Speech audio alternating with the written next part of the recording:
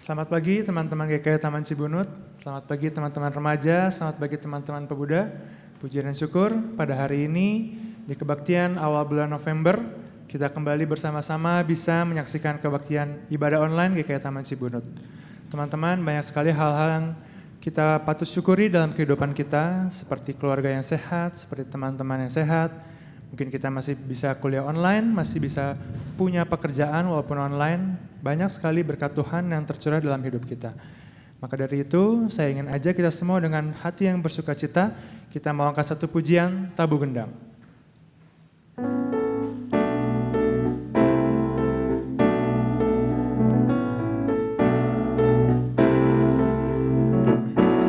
Tabu gendang sambil menari, nyanyikan lagu yang merdu, bunyikanlah gambus kecapi, mari memuji Allahmu, karya besar yang agung benar telah lakukannya terhadap umatnya.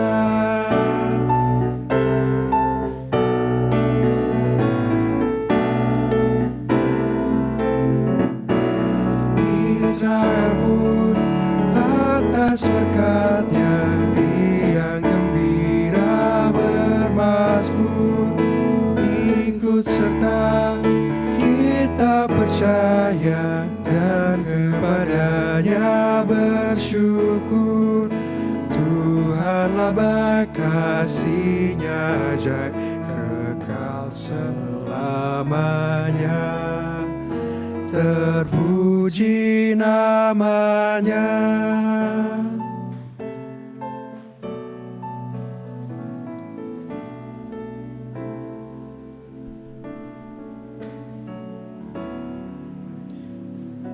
Ibadah ini berlangsung di dalam nama Allah Bapa, Anak, dan Roh Kudus. Kasih karunia dan damai sejahtera dari Allah Bapa, Anak, dan Roh Kudus menyertai saudara sekalian.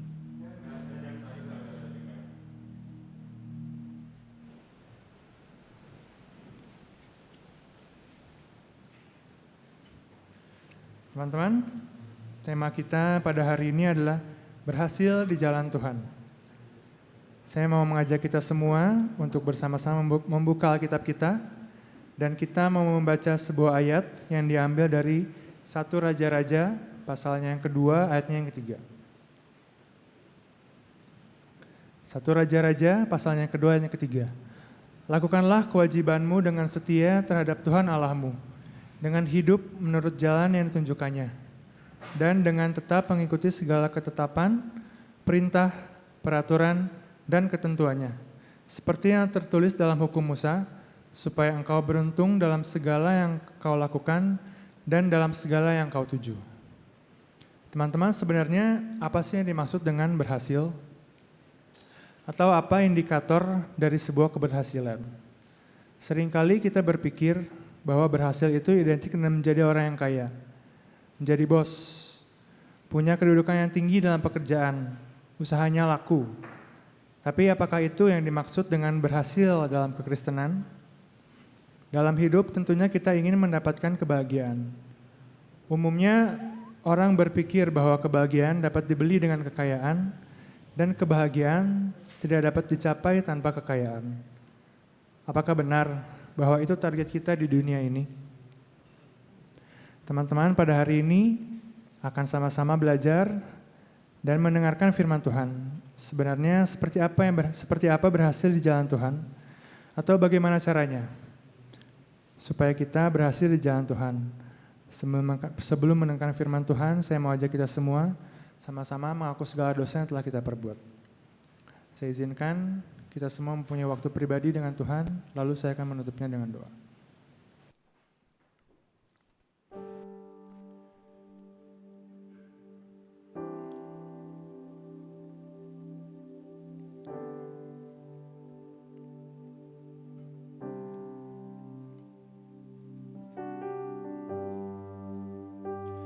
Bapa yang bertahta dalam kerajaan surga, ini kami anak-anak-Mu ya Tuhan, anak-anak-Mu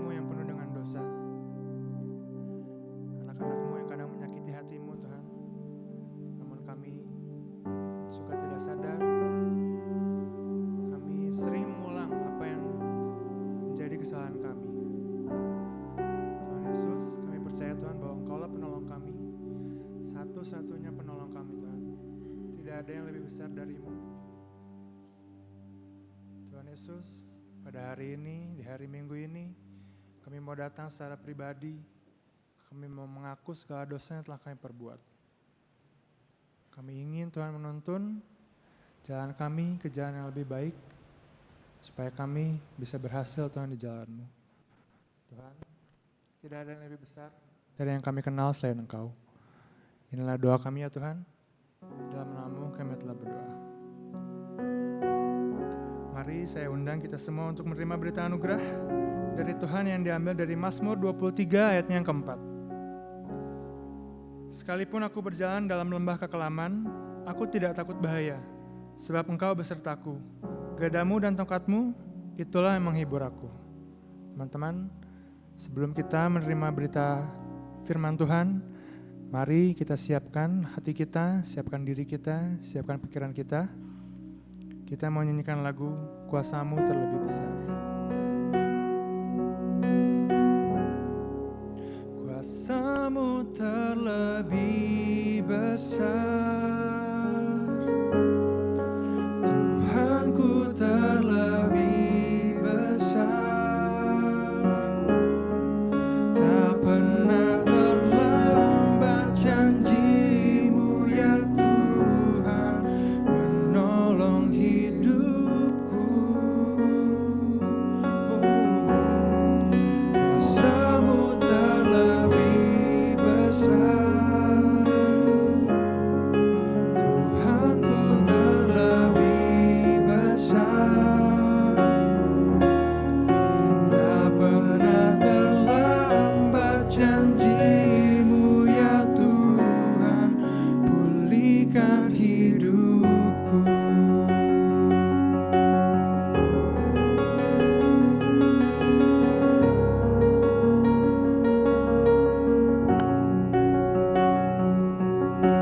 Hanya Kau Tuhan penolongku,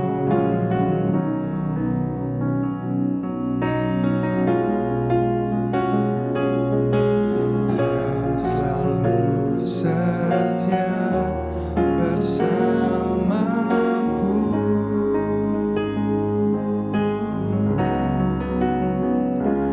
Kasih-Mu yang sanggup mengubah kehidupanku.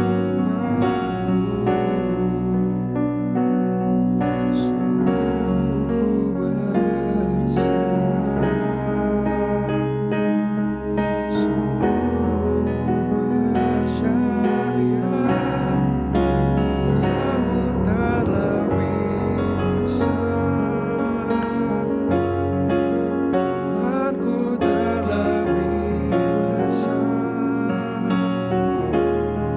tak pernah terlambat janji-Mu ya Tuhan, menolong hidupku.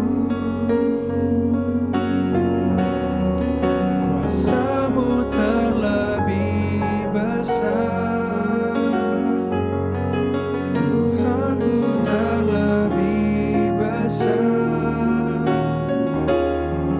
tak pernah terlambat janji-Mu ya Tuhan, pulihkan hidupku. Tak pernah terlambat janji-Mu ya Tuhan, pulihkan hidupku.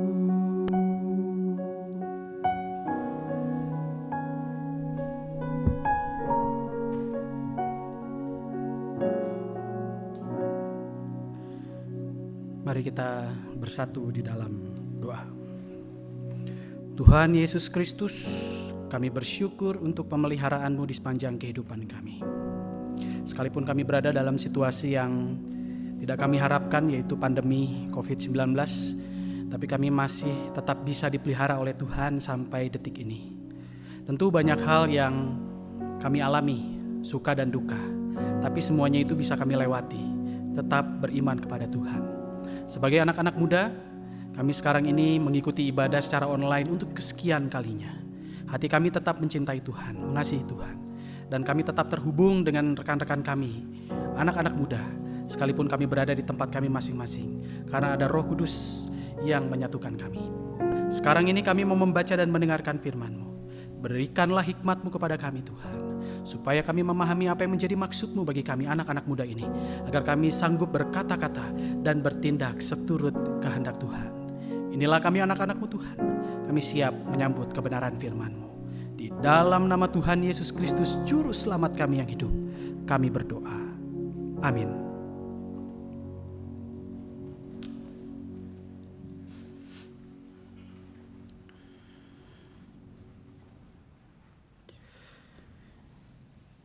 Bacaan firman Tuhan diambil dari Matius 23 ayat 1 sampai 12.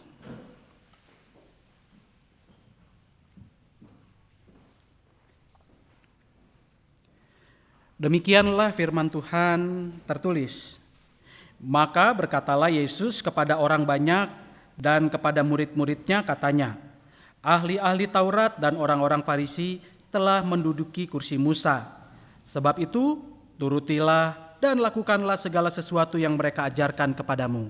Tetapi janganlah kamu turuti perbuatan-perbuatan mereka, karena mereka mengajarkannya tetapi tidak melakukannya. Mereka mengikat beban-beban berat, lalu meletakkannya di atas bahu orang, tetapi mereka sendiri tidak mau menyentuhnya.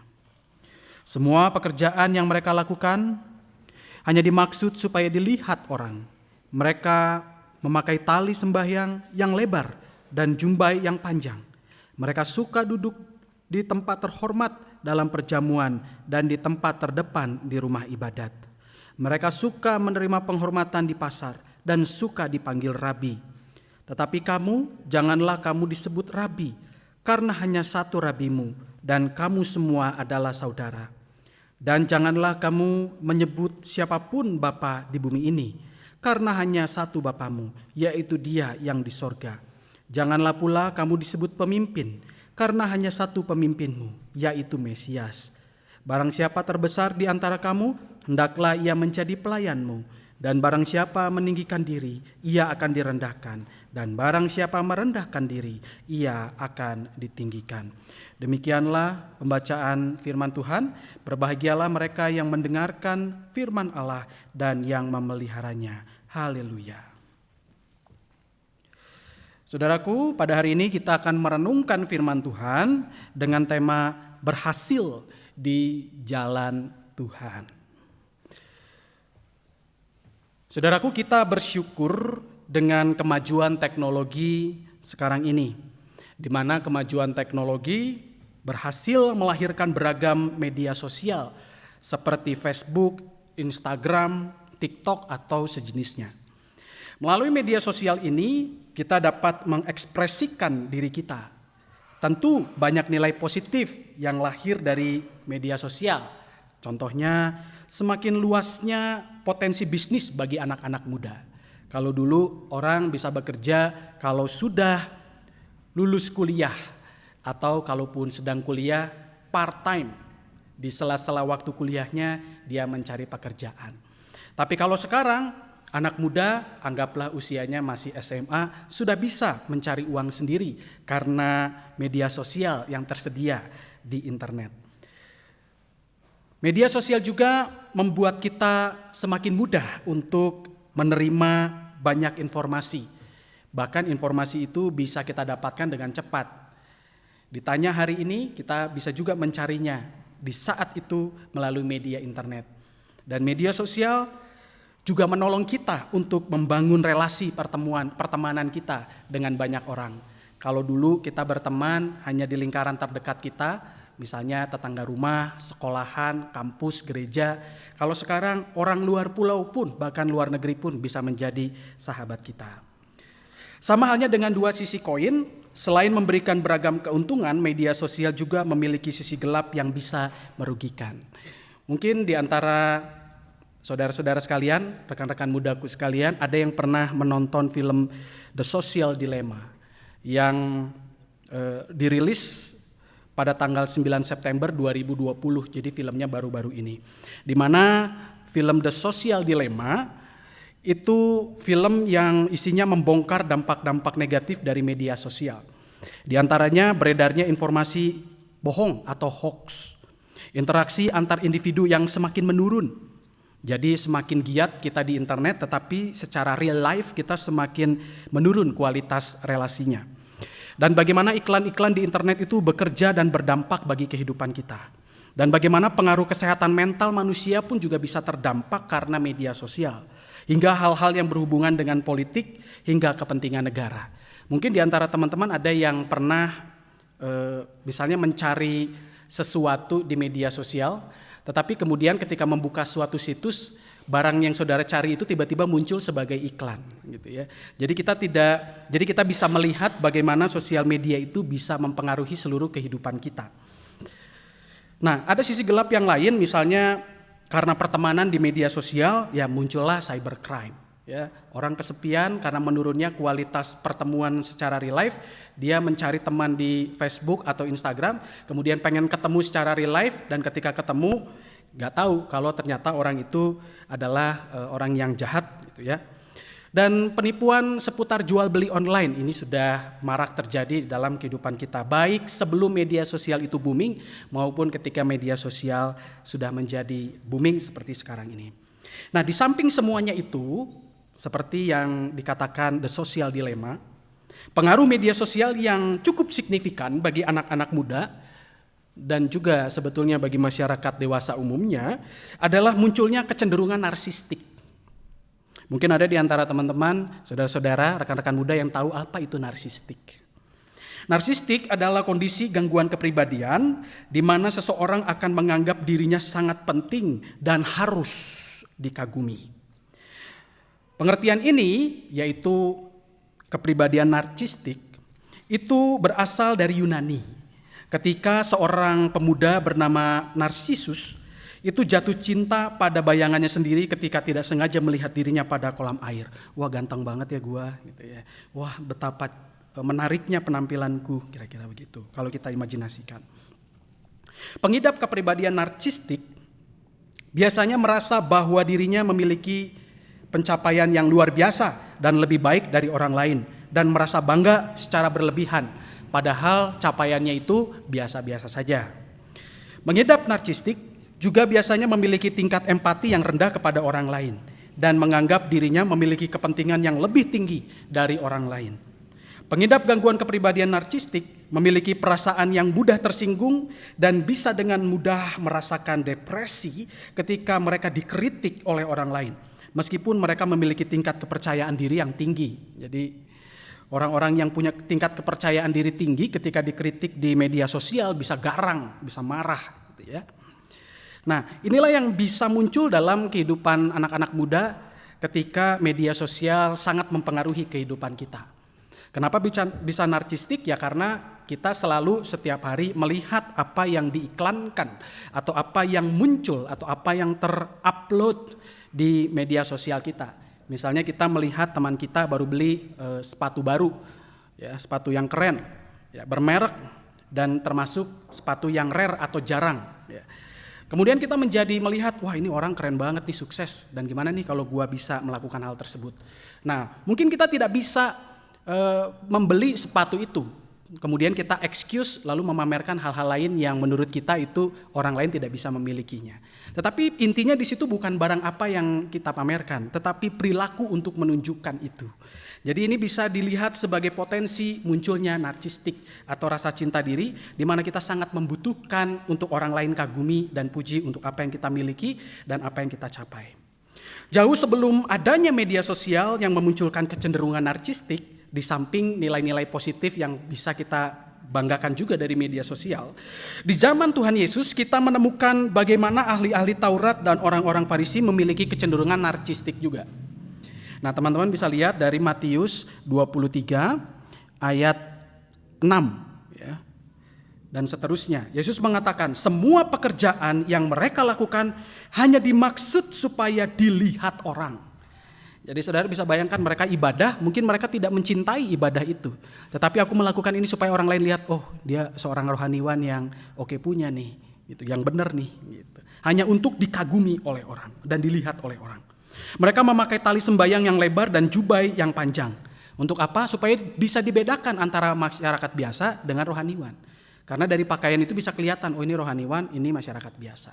Jadi mereka suka sekali diperlakukan berbeda karena status sosial mereka, karena juga penampilan mereka dan apa yang mereka pakai.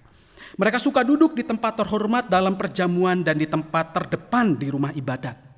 Kalau sekarang orang lebih suka duduk di paling belakang supaya cepat pulang, ya. Tapi kalau sekarang kan ibadahnya di rumah gitu ya. Nah kalau ibadah di rumah biasanya suka bisa dicepat-cepatin biar ibadahnya selesai langsung khotbah gitu ya. Langsung berkat gitu ya biar dapat yang utama-utama yang kita cari. Sepatutnya tidak demikian seharusnya ya. Nah dengan melakukan hal tersebut sekalipun mereka sekalipun mereka memang memiliki capaian gemilang dan prestasi-prestasi yang membanggakan, mereka bisa dikategorikan sebagai orang yang kurang berhasil. Karena untuk menjadi seorang rohaniwan supaya berhasil adalah apa yang mereka ajarkan itu juga yang mereka lakukan. Jadi kata dan perbuatan mereka mesti seirama. Oleh karena itu makanya Yesus mengatakan kepada orang-orang yang mendengarkan dia, ahli-ahli Taurat, orang-orang Farisi, dengarkanlah apa yang diajarinya dan lakukanlah itu. Tetapi jangan teladani perilakunya karena tidak sama dengan apa yang diajarkannya. Nah, jadi keberhasilan itu bukan hanya sampai di pemahaman dan pengetahuan dan bukan hanya sampai di kata-kata mulut apa yang diucapkan, tetapi apa yang dihidupi, apa yang dilakukan sesuai dengan apa yang kita ajarkan dan kita pegang dalam prinsip hidup kita. Nah, seringkali manusia berada dalam kondisi yang inkonsisten atau tidak konsisten. Apa yang dia baca di dalam Alkitab, apa yang dia pelajari, dan dia tahu bahwa itu yang benar, tapi ketika berada dalam situasi seperti itu, dia kemudian punya excuse, nanti aja deh, ada kesempatan lain untuk gue bisa menerapkan firman Tuhan ini. Kalau sekarang kayaknya gue belum siap deh, nanti deh. Gitu ya. Jadi seringkali apa yang kita tahu tidak sampai terimplementasi, tidak sampai kita lakukan atau kita terapkan. Dan sebetulnya kalau kita tidak sampai ke melakukan, kita belum bisa disebut sebagai orang yang berhasil. Setidaknya itu disebut sebagai kategori yang pertama.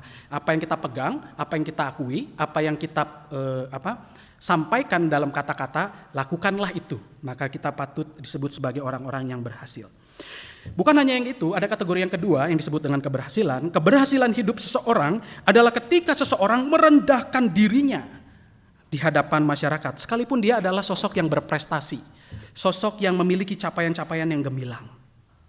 Dan inilah pesan bagi anak-anak muda, berjuanglah dengan jalan yang benar, menuju keberhasilan dan tetaplah merendahkan diri di hadapan sesama dan Tuhan. Merendahkan diri itu diambil dari kata Yunani tapeinos, yang berarti to bring into a humble condition. Jadi merendahkan diri berarti kita memposisikan diri kita selevel dengan sesama kita. Jadi misalnya kita tahu nih, kita orang yang punya capaian-capaian tertentu dan kita bangga terhadap segala sesuatu yang kita miliki itu. Ketika bertemu dengan orang lain, jangan pamer. Justru kita menyamakan levelnya, gitu. Menyamakan levelnya. Ya. Jadi tidak terlalu meledak-ledak menunjukkan siapa diri kita demi mendapatkan hormat, gitu ya. Tapi biasa saja, selevel saja. Jadi bring into a humble condition, to bring into a humble condition. Di depan orang lain kita tidak menjadikan diri kita sebagai bintangnya atau pusat perhatian dan pusat percakapan, tetapi orang lain di hadapan kita adalah bintangnya. Jadi kalau misalnya kita dengar teman curhat, aduh gue baru diputusin pacar, lu mah cuman gitu doang gue nih, jadi adu nasib ya. Jadi bukan kita bintangnya, dia. Sekalipun mungkin kita mengalami penderitaan yang lebih berat sebagai sebuah prestasi dalam tanda kutip, ya kita tidak patut untuk mengatakan bahwa kita lebih hebat loh penderitaannya dibandingkan kamu. Kamu pasti bisa, enggak begitu. Cara support seseorang adalah tempatkan diri kita selevel dengan dia. Gitu ya. Merendahkan diri berarti it's not about me, it's all about you. Ini tentang kamu, bukan tentang aku. Memang perlu kita akui bahwa seperti kata psikolog Amerika bernama Abraham Maslow, bahwa manusia itu membutuhkan apresiasi supaya dia bisa naik level. supaya dia bisa sampai ke titik di mana dia bisa mengaktualisasikan dirinya. Jadi kalau teman-teman lihat, Abraham Maslow ini adalah seorang psikolog yang mempopulerkan piramida kebutuhan manusia. Yang paling bawah itu adalah kebutuhan pangan, ya, apa yang dibutuhkan secara biologis, dan yang paling atas itu adalah perform atau aktualisasi diri.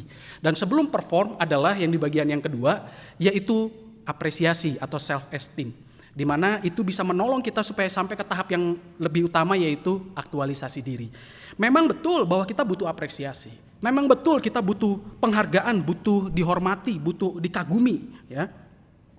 Tetapi biarlah apresiasi itu datang dengan sendirinya. Bukan karena kita yang menggembar-gemborkannya. Biarkanlah semesta bergerak dengan sendirinya dan memberikan kepada kita apa yang semestinya kita terima. Ketika kita mencari apresiasi, maka apresiasi itu tidak akan pernah datang dan tidak akan pernah menghampiri kita. Agar kita menjadi pribadi yang rela merendahkan diri, awalilah dengan sebuah tindakan yang disebut dengan pengosongan diri.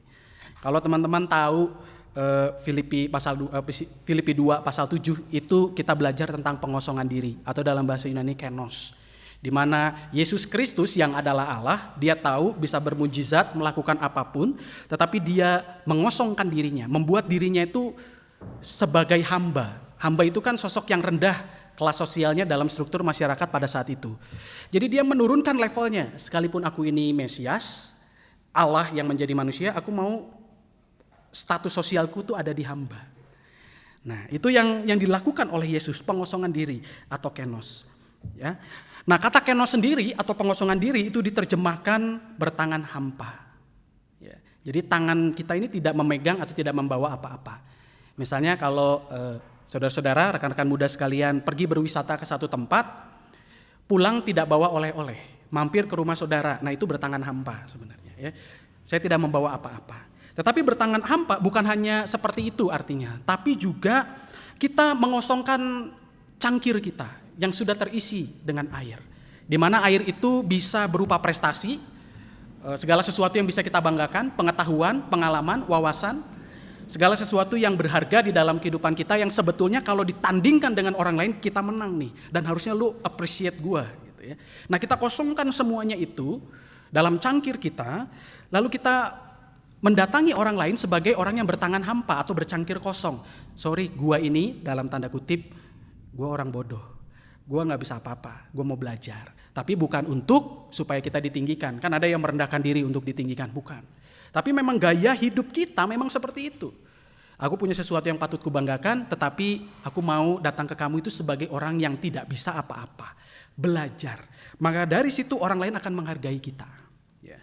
Jadi bukankah kalau kita berhadapan dengan orang yang dari awal menunjukkan kekuatannya, kemampuan dan kelebihannya, padahal kita belum in touch sama sekali, mungkin kita bakal ilfil. Lu ngapain pamer-pamer di depan gua aja gak kenal lu, gitu ya. Dan mungkin kita tidak akan mau lagi berelasi dengan orang itu, dan kita langsung mencap orang itu, lu sombong. Gitu.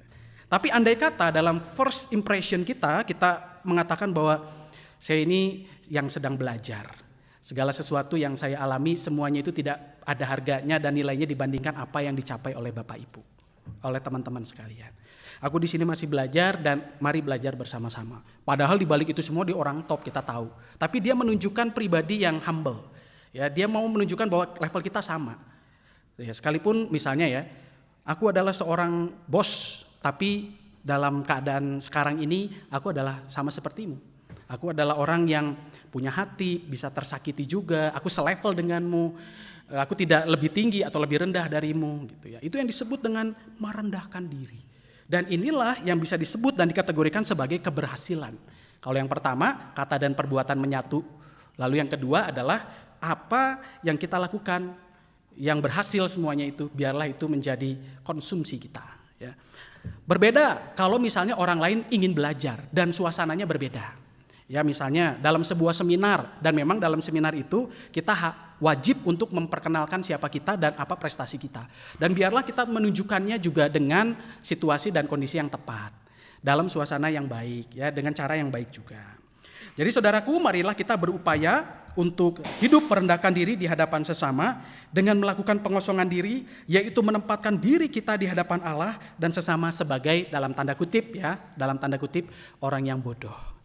Atau dalam bahasa halusnya ya, orang yang lugu, yang kita mau terbuka untuk belajar. Dengan perendahan diri, maka jalan menuju keberhasilan hidup akan terbuka bagi kita. Bukankah orang-orang yang rendah hati lebih menarik hati ketimbang orang-orang yang meninggikan diri dan doyan pamer prestasi agar orang lain iri? Biarlah firman Tuhan pada hari ini memberikan kita kekuatan supaya kita dapat selaras kata dan perbuatannya, dan agar kita juga bisa tampil sebagai anak-anak muda yang merendahkan diri di tengah setiap berkat Tuhan yang kita terima dan prestasi-prestasi gemilang yang sudah kita pegang. Tuhan memberkati kita. Amin.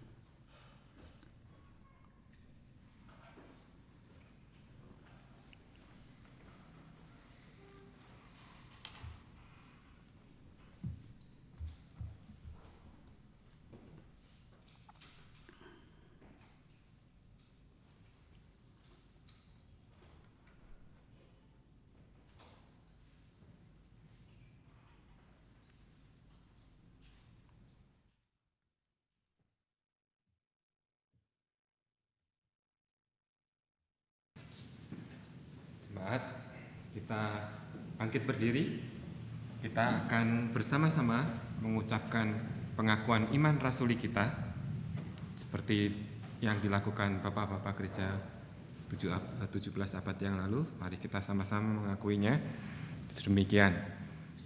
Aku percaya kepada Allah, Bapa yang Maha Kuasa, Khalik langit dan bumi, dan kepada Yesus Kristus, anaknya yang tunggal, Tuhan kita, yang dikandung daripada Roh Kudus, lahir dari anak darah Maria, yang menderita sengsara di bawah pemerintahan Pontius Pilatus, disalibkan, mati dan dikuburkan, turun ke dalam kerajaan maut, pada hari yang ketiga bangkit pula dari antara orang mati, naik ke surga, duduk di sebelah kanan Allah Bapa yang Maha Kuasa, dan dari sana Ia akan datang untuk menghakimi orang yang hidup dan yang mati. Aku percaya kepada Roh Kudus, Gereja yang kudus dan am, persekutuan orang kudus, pengampunan dosa, kebangkitan orang mati, dan hidup yang kekal. Amin.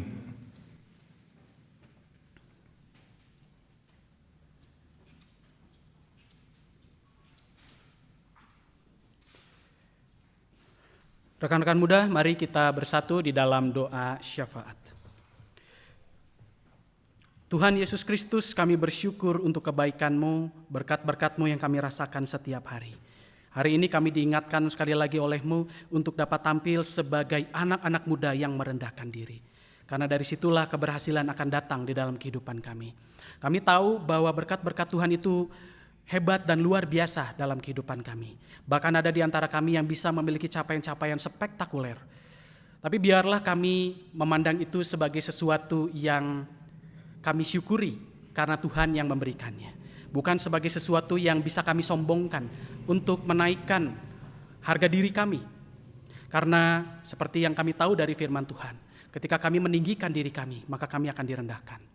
Ajarilah kami agar kami dapat menjadi anak-anak muda yang humble, berupaya untuk menjadi selevel dan sama dengan sesama kami dalam persahabatan maupun percakapan-percakapan.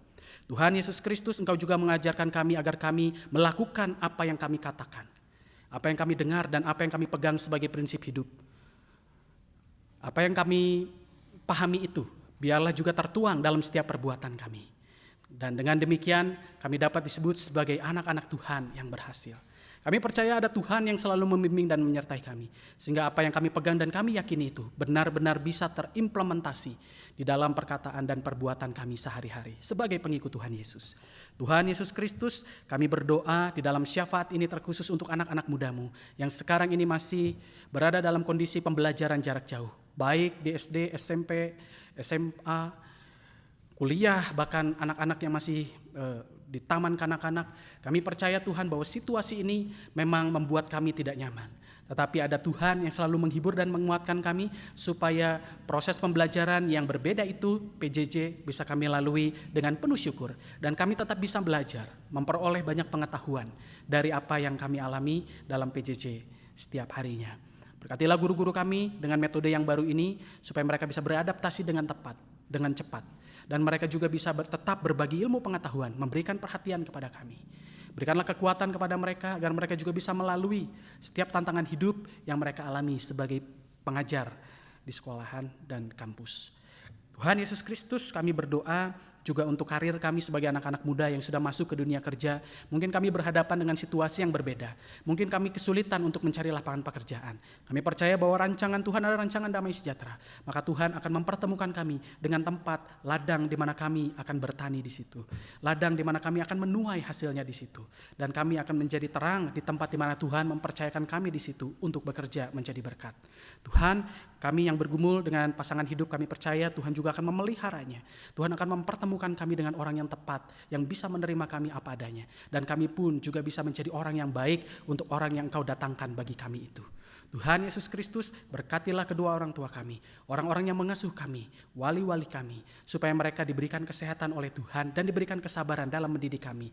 Ajarkanlah kami untuk menjadi pendengar yang baik, menangkap pesan-pesan yang baik, lalu bersedia untuk mendiskusikannya dalam kehangatan jika apa yang kami dengarkan itu mungkin tidak sesuai dengan apa yang kami pahami dan kami pegang dalam prinsip hidup kami.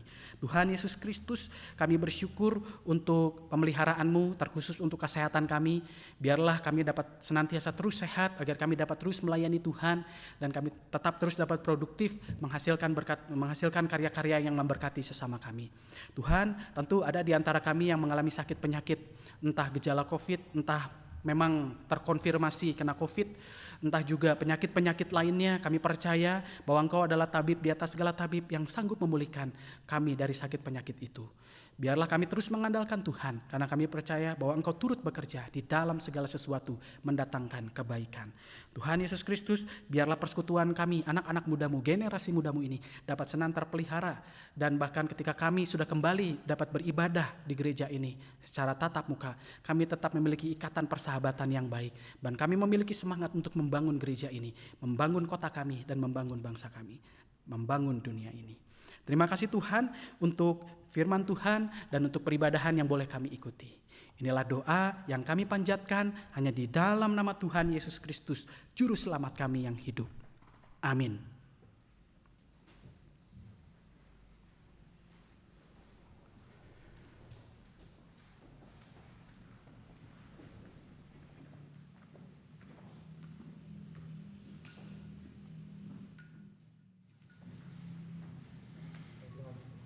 Baik teman-teman, kita mau memberikan persembahan. Bagi yang ingin memberikan persembahan sudah terlampir di layar kita masing-masing, QR code dan juga nomor rekening GKI Taman Cibunut. Teman-teman, nats persembahan kita diambil dari Matius 23 ayatnya yang ketiga. Sebab itu turutilah dan lakukanlah segala sesuatu yang mereka ajarkan kepadamu. Tetapi janganlah kamu turuti perbuatan-perbuatan mereka, karena mereka mengajarkannya tetapi tidak melakukannya. Marilah dengan hati yang bersyukur kita memberikan persembahan.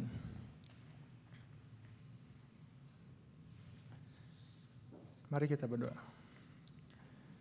Allah Bapa yang bertahta dalam kerajaan surga, inilah kami anak-anak-Mu. Pada hari ini kami mau bersyukur Tuhan buat segala berkat yang telah Engkau curahkan dalam hidup kami.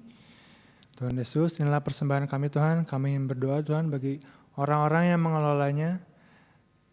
Kau berkati persembahan ini supaya bisa berguna Tuhan bagi gereja-Mu, bagi orang-orang yang membutuhkannya. Terima kasih Tuhan, dalam nama-Mu kami telah berdoa. Amin.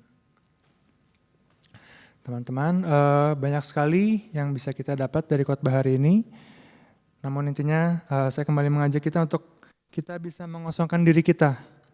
Supaya kita bisa belajar dari banyak orang, bisa mengambil segala yang positif dalam hidup kita. Lalu saya mau ajak kita semua untuk mau merendahkan diri di hadapan sesama, supaya kita bisa menjadi pribadi yang tentunya bisa menjadi pribadi yang lebih baik.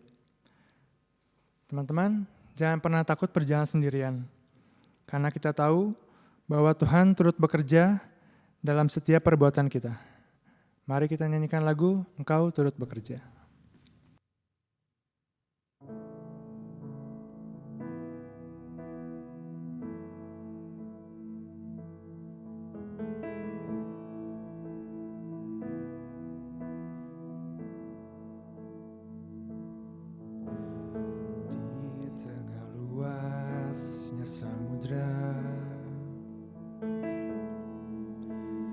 Di tengah badai bergelora. Engkaulah jangkar hidupku, tak sekalipun ku goyah. Firman-Mu terangi langkahku, sumber damai dalam hidupku. Dan ku aman di dalam-Mu, penyertaan-Mu sempurna, sepasti mentari bersinar, begitu pun janji-Mu. Dalam segala perkara Engkau turut bekerja.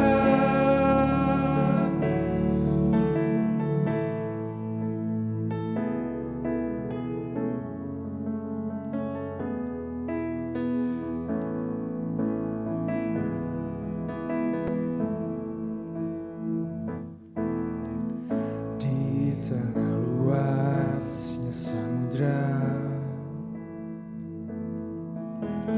di dalam badai bergelora, Engkaulah jangkar hidupku, tak sekalipun ku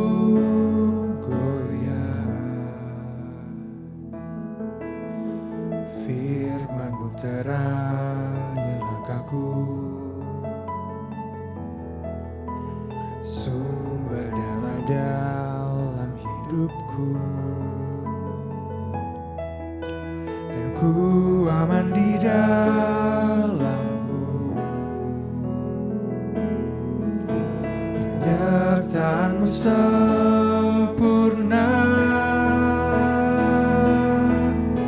sepasti mentari bersinar, begitu pun janji-Mu. Oh, dalam segala perkara Engkau turut bekerja. Sepasti mentari bersinar, begitu pun janji-Mu.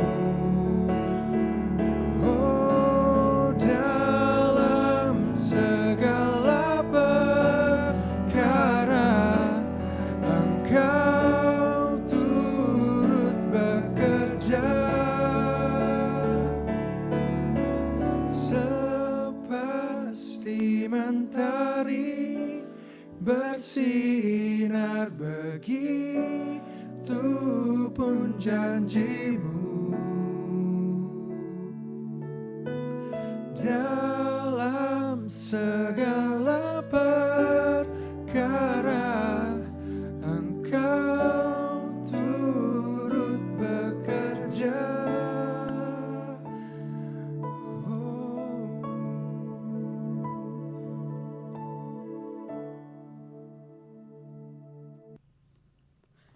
Arahkanlah hatimu kepada Tuhan dan terimalah berkat-Nya. Allah Bapa yang menciptakan alam semesta, Yesus Kristus yang menyelamatkan, Roh Kudus yang menghibur, akan memimpin perjalanan hidupmu agar kamu sehati sepikir dalam satu kasih, satu jiwa, satu tujuan, dengan tidak mencari kepentingan sendiri atau puji-pujian yang sia-sia, agar engkau dengan rendah hati menganggap orang lain lebih utama daripada dirimu sendiri, dari sekarang sampai selama-lamanya. Haleluya. Amin.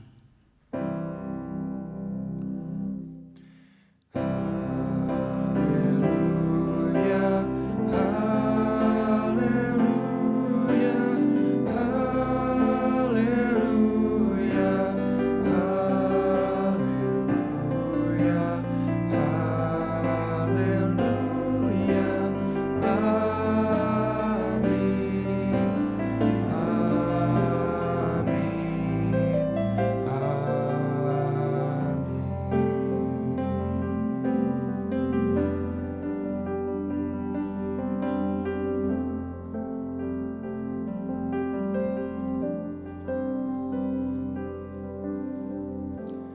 Teman-teman, kebaktian kita sudah selesai. Sampai berjumpa di kebaktian online berikutnya. Tuhan memberkati.